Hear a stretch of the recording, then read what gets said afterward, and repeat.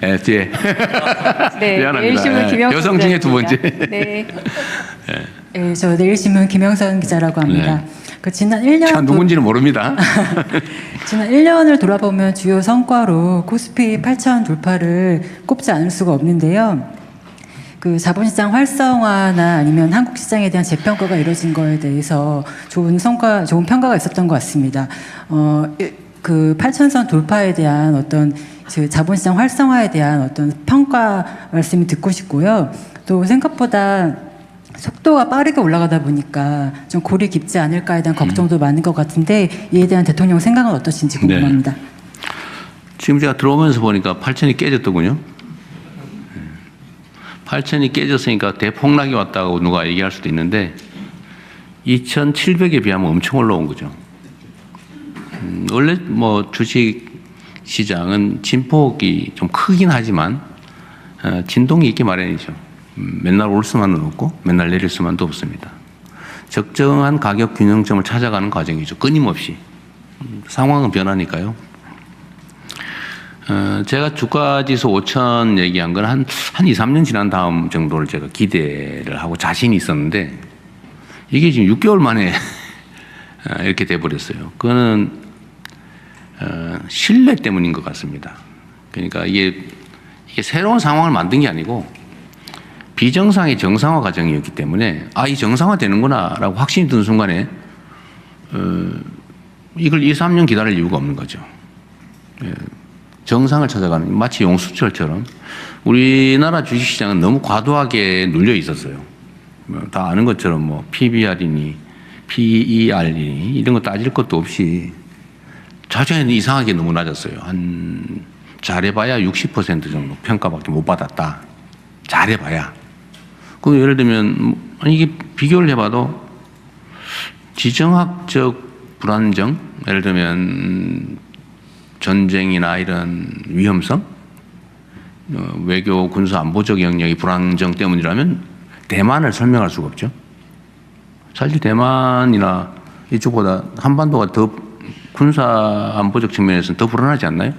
아니 뭐 얘기하면 우리가 북한을 막 어떻게 집적거리지 않은 한 좀 집적거려서 문제가 되긴 했죠. 예를 들면 경제 상황은 또 어떠냐? 다 비정상이었어요. 말이 안 되는 상황이었죠.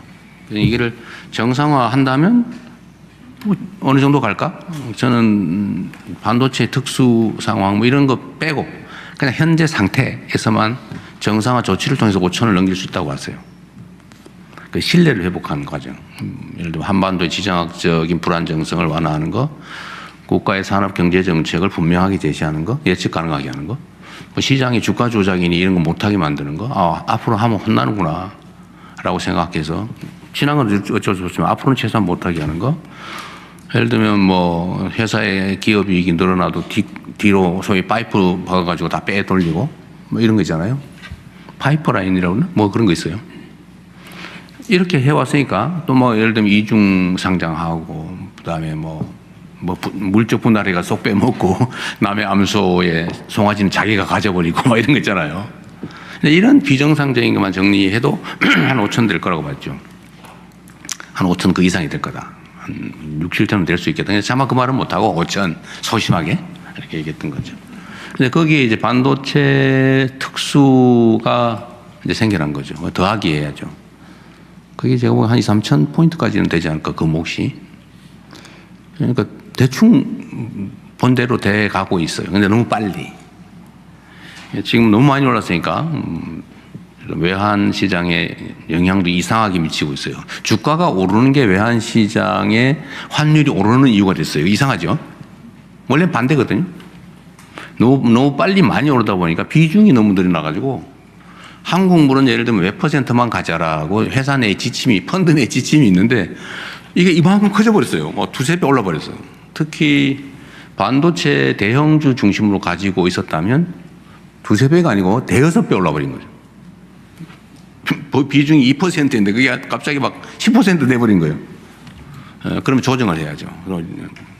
밸런스를 맞춰야죠. 그러다 보니까 팔아야죠. 그러니까 주가가 폭등을 하면 오히려 환율이 올라가는, 또 그거를 엄청난 지금 국내 수출 증가로 사실은 우리 대한민국에 한 번도 겪어보지 못한 엄청난 경상수지 흑자가 생기고 있어요.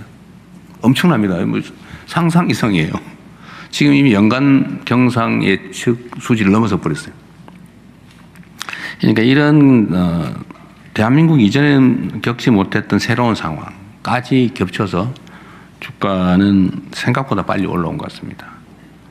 그런데 이익 실현도 좀 해야 되고 밸런스 조정도 좀 해야 되고 또 불안한 사람들도 잠시 쉬었다 가야 되는 것도 있고 하지만 아직도 저는 약간 저평가됐다고 생각해요. 아직도. 그다음에 주가는 출렁출렁 하는 거죠. 어느 나라도 이렇게 찍 직선으로 가지 않아요. 반드시 흔들리면서 갑니다. 주가는 불안의 벽을 타고 오르다가 확신에서 무너진다 뭐 그런 얘기도 있어요. 그래도 이거 제 오늘 하는 말을 무슨 매매를 결정하는 참고자료로 쓰지 말기 바랍니다. 그리고 또 하나 좋은 측면은 우리가 잘 못 느끼는 건데 주가 상승의 이익을 누가 받냐. 대형주, 반도체주, 잘 나가는 주식 가진 사람만 득 받냐. 그건 아니죠. 모든 국민들이 혜택을 보고 있어요. 이게 뭔 소리냐 하실 수 있는데 가장 직접적으로 표현하면 국민연금이 엄청나게 늘어났습니다. 그래서 대충 계산해도 고관련도가 24년 늘어났다는 언론 보도도 있더군요. 그건 계산할 때마다 다 틀려요. 그러나 수십 년 늘어난 건 맞는 것 같습니다. 그래서 고갈에 대한 걱정을 하는 우리 젊은 청년 세대들의 걱정이 조금 줄어들었죠. 그래서 요새 국민연금 구조개혁에 대한 얘기가 좀 들어갔어요.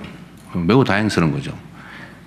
종전의 국민연금의 구조개혁 얘기는 누가 더 손해볼 거냐라는 얘기였어요. 손해를 누가 부담할 거냐. 그러니까 그 국민연금 얘기할 때마다 표가 떨어져요. 그래서 다 누구도 해야 되는 일이지만 아무도 말하지 않는 거죠. 피하는 거죠. 왜냐하면 연금 개혁하고 그 정권이 유지된 나라가 없다고 할 정도예요. 해야 되긴 한데 하면 엄청난 정치적 타격이 와요.